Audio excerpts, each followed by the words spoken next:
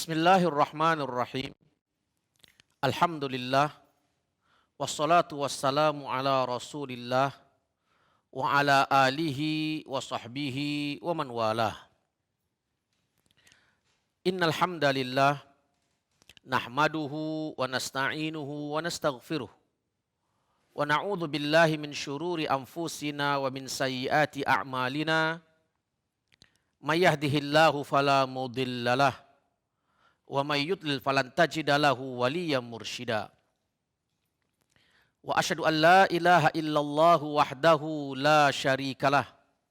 Wa asyhadu anna Muhammadan abduhu wa rasuluh. Allahumma salli wa sallim wa barik ala habibina wa qurrati a'yunina wa imamina wa nabiyyina Muhammadin sallallahu alaihi wasallam wa ala alihi wa sahbihi ajma'in. Amma ba'd. Segala pujian bagi Allah Subhanahu wa taala, Tuhan yang sama-sama kita meminta pertolongan, dan segala pujian bagi Allah Subhanahu wa taala, Tuhan yang sama-sama kita meminta pengampunan. Hanya kepadamu ya Allah kami berlindung dari keburukan jiwa-jiwa kami, dan hanya kepadamu ya Allah kami berlindung dari keburukan amalan-amalan kami. Selawat salam ke atas junjungan besar, kekasih kita, suri tauladan kita, penghulu kita, Nabi Muhammad sallallahu alaihi wasallam, serta sekalian sahabat dan kerabatnya ajma'in. Muslimin muslimat rahimakumullah. Assalamualaikum warahmatullahi ta'ala wabarakatuh. Alhamdulillah, summa alhamdulillah. Sekali lagi kita panjatkan setinggi-tinggi kesyukuran kita kehadrat Allah. Di atas taufik dan inayah Allah dapat kita bertemu pada malam ini, salah satu malam yang mulia di sisi agama kita, iaitu sempena malam nisfu Sya'ban.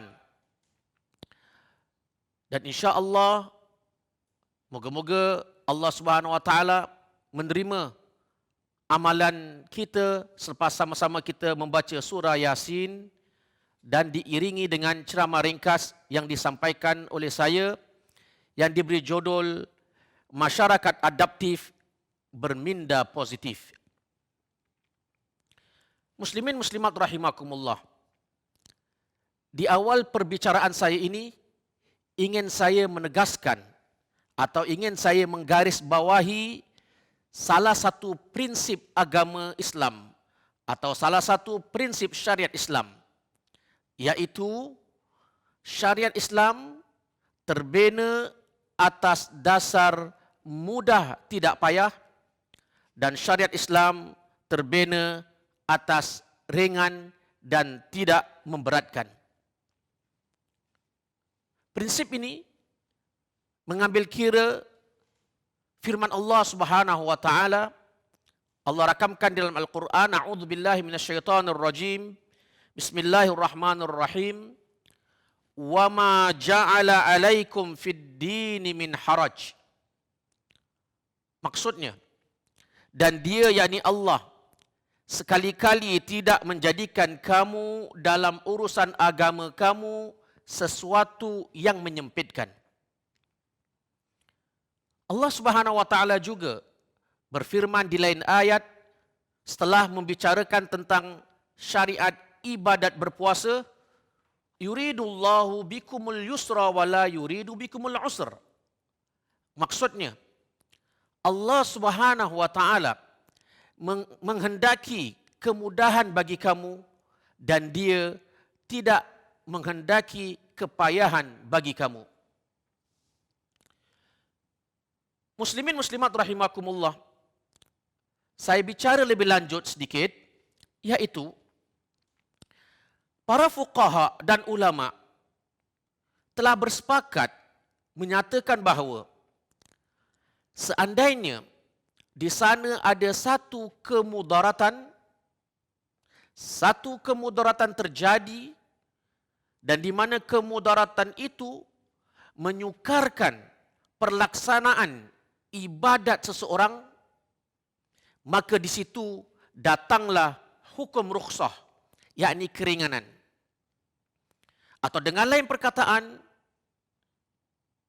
bertukar hukum daripada hukum asal azimah kewajipan kepada hukum rukhsah, keringanan.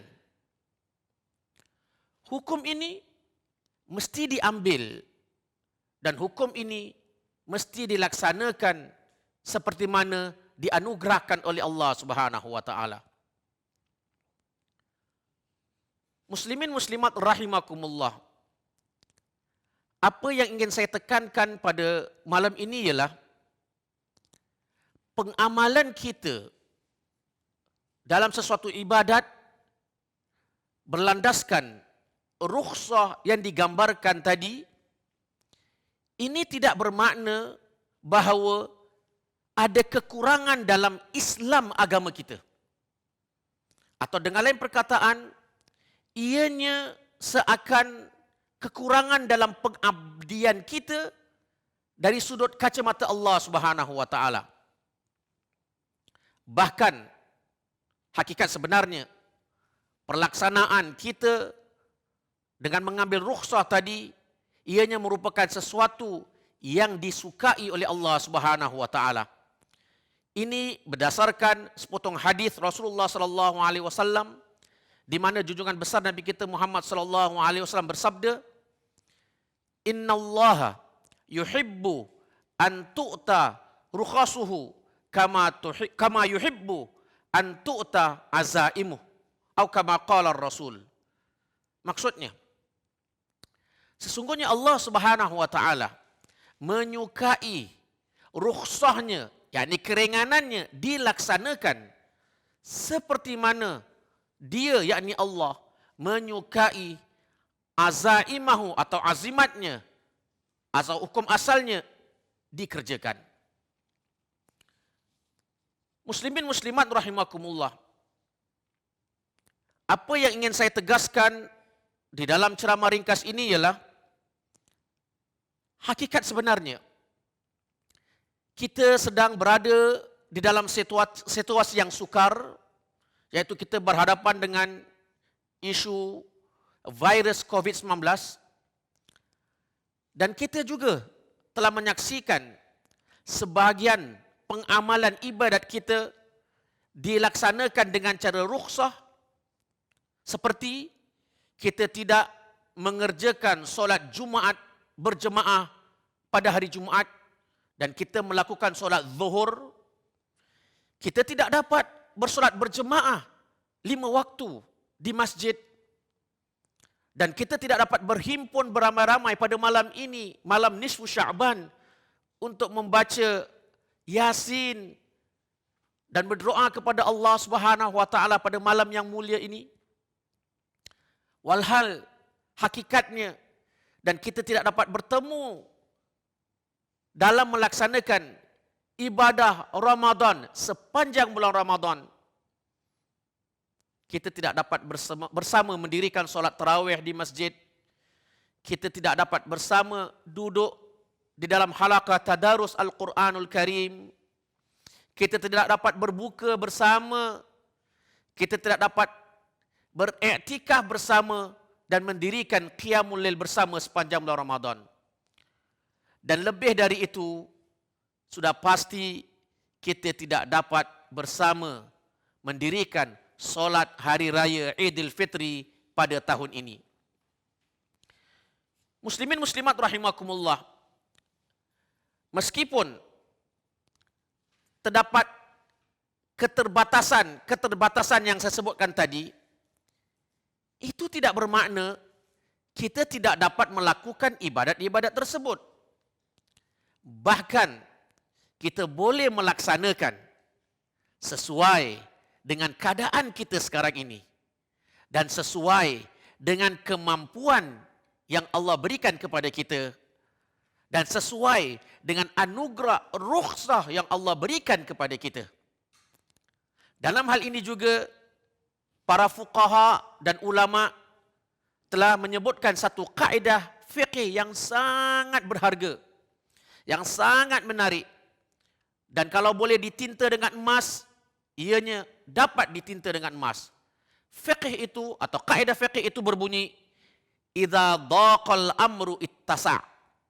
Maksudnya, apabila sesuatu perkara atau perintah agama menjadi sempit dan sukar untuk dilaksanakan, maka dibolehkan pelaksanaan perintah tersebut dengan diperluaskan dengan jalan mengambil rukhsah yang Allah berikan. Masya Allah. Muslimin muslimat rahimakumullah.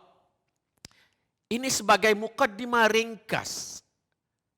Moga-moga Anda dapat menghayati akan keindahan syariat Islam kita, di mana saya telah tegaskan pada awalnya, syariat Islam ini terbina atas dasar mudah, bukan untuk menyukarkan, dan ianya adalah ringan, tidak menyempitkan.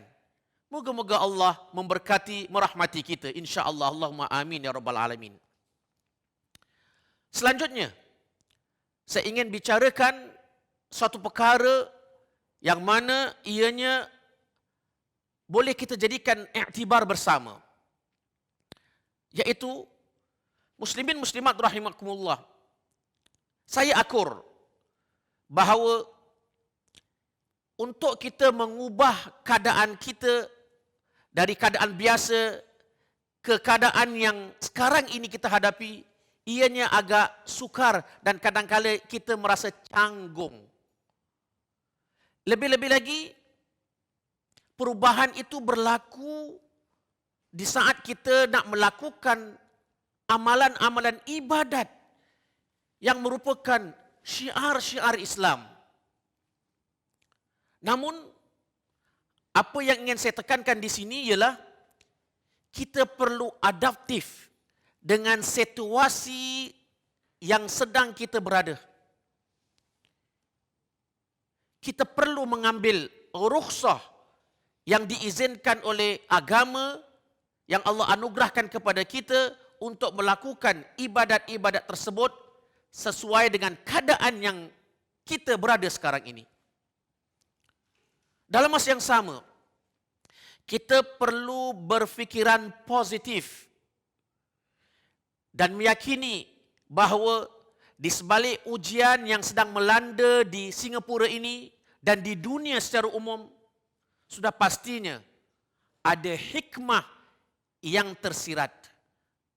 Mungkin kita faham dan mungkin hanya Allah Subhanahu wa taala yang mengetahui, sebagai mendidik hamba-hambanya agar hamba-hambanya kembali ke pangkuan Allah Subhanahu wa taala dalam keadaan dia sedar bahawa kita adalah hamba yang dhaif, yang sentiasa mengharapkan pertolongan dan bantuan daripada Allah Subhanahu wa taala. Kita menghadapi ujian ini dengan sabar, tabah, dan berusaha gigih untuk keluar daripada ujian ini dengan menggunakan kekuatan mindah yang Allah anugerahkan kepada kita, dengan kekuatan fizikal yang Allah kurniakan kepada kita, dan dengan kesatuan masyarakat Singapura yang Allah anugerahkan kepada kita. InsyaAllah kita mampu melayari kesukaran ini dan kita berusaha untuk mencari huraiannya pada hari esok. Dengan cara inilah kita mampu menghadapi apa jua cabaran, apa jua rintangan, dan mengubah rintangan dan cabaran tersebut menjadi satu sebuah peluang-peluang yang mana kita boleh berkreatif, kita boleh mencari alternatif dalam melaksanakan apa jua titah perintah yang Allah Subhanahu wa taala perintahkan kepada kita sebagai hamba Allah Subhanahu wa taala. Muslimin muslimat rahimakumullah. Dalam suasana kita dianjurkan dan digalakkan untuk sentiasa berada di dalam rumah, ingin saya mengambil kesempatan pada malam ini untuk berkongsi sama dengan anda pesanan-pesanan ringkas yang Rasulullah sallallahu alaihi wasallam berikan kepada seorang sahabat Rasul yang bernama Uqbah bin Nafi' radhiyallahu an. Pesanan ini sangat menarik dan pesanan ini amat sesuai untuk kita secara khusus dalam konteks kita yang berada dalam keadaan ujian, yang sedang berada dalam rumah demi menjaga pribadi kita, keselamatan jiwa kita, ahli keluarga kita dan sebagainya. Hadis tersebut berbunyi, An Uqbah bin Amir radhiyallahu anhu qala, qultu ya Rasulullah, man najah?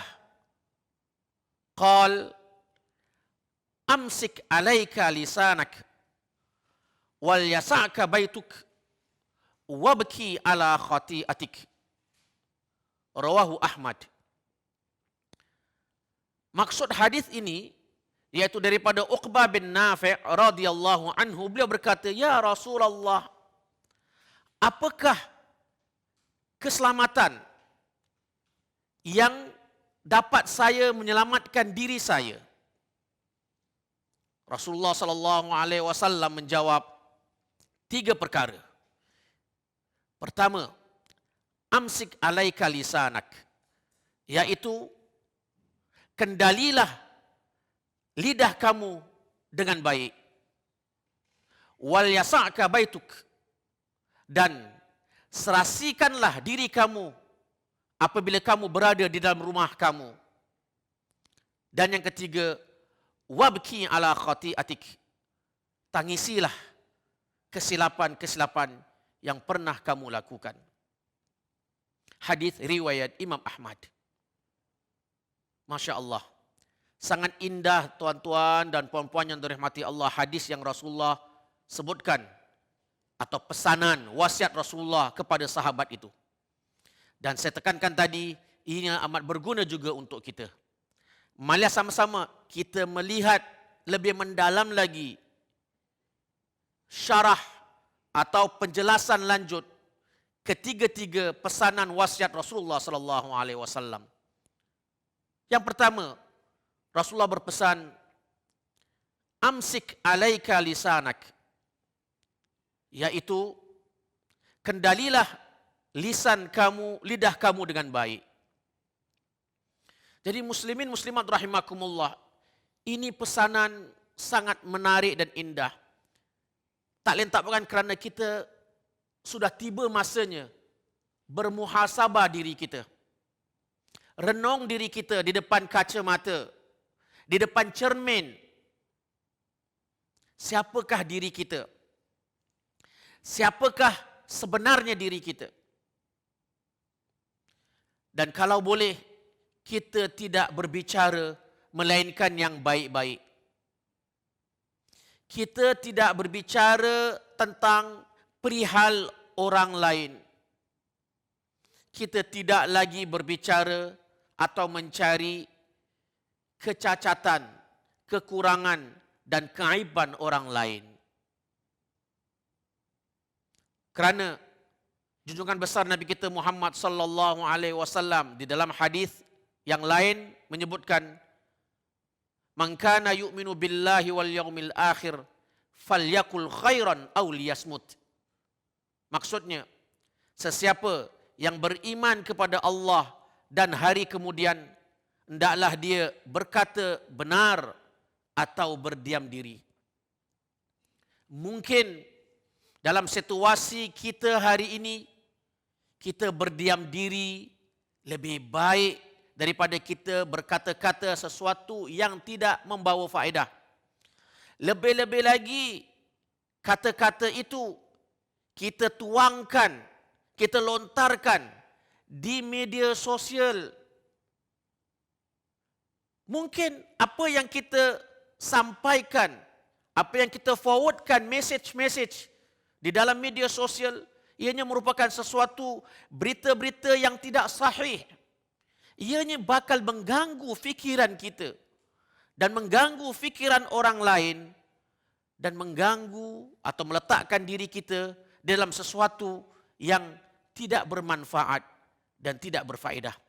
Justru itu pesanan pertama Rasul agar kita pelihara, kendalilah lidah kita baik-baik. Kedua, Rasulullah sallallahu alaihi wasallam berpesan kepada sahabat yang bernama Uqbah, wal yasa'ka baituk. Maknanya hendaklah anda merasakan keselesaan ketika anda berada di rumah kamu. Mengikut ulama hadis, maksud kalimat ini mengandungi dua maksud yang berbeza. Satu boleh disyarahkan berkaitan dengan pesanan Rasulullah yang pertama tadi, dan satu dia berdiri dengan sendirinya. Mengikut tafsiran yang pertama, yaitu ada kaitan dengan pesanan yang pertama, yaitu kalau Allah Subhanahu wa taala atau Rasulullah sallallahu alaihi wasallam mengajar kita untuk menjaga lidah kita, jangan kita berbicara perihal hal orang lain, atau jangan kita berbicara tentang hal rumah tangga orang lain. Maka bahagian pesanan kedua ini menganjurkan kita, sudah tiba masanya kita bicara tentang perihal rumah tangga kita sendiri. Kita lihat diri kita, kita lihat isteri kita, kita lihat anak-anak kita. Adakah mereka semua berada di dalam keadaan yang diredai oleh Allah Subhanahu wa taala? Dari kita sibuk membicarakan pelihara rumah tangga orang lain, maka lebih utama kita sibukkan diri kita membicarakan perihal rumah tangga kita. Kita atur rumah tangga kita dengan baik agar kita sentiasa mendapat rahmat dan taufik daripada Allah Subhanahu wa taala. Itu tafsiran pertama. Dan tafsiran kedua, yakni hendaklah anda merasa selesa bila anda berada di rumah kamu. Maksudnya, hendaklah anda menjadikan rumah kamu seperti taman-taman syurga. Baiti jannati. Jadikan rumah kita seperti masjid.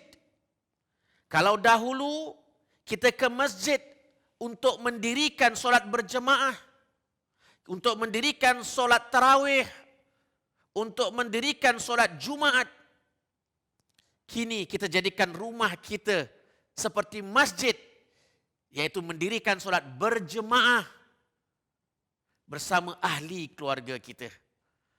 Di kesempatan bulan Ramadan, kita dirikan solat tarawih berjemaah bersama anak-anak kita. Di kesempatan kita berada di rumah, bekerja dari rumah, kita mengatur program aktiviti harian, dan kalau boleh kita bersolat berjemaah pada solat 5 waktu setiap hari sepanjang Ramadan dan seterusnya.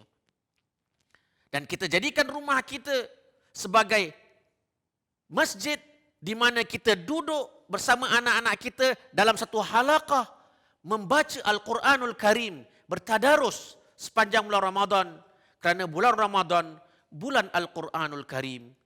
Moga-moga Allah melapangkan rumah kita dengan rahmat.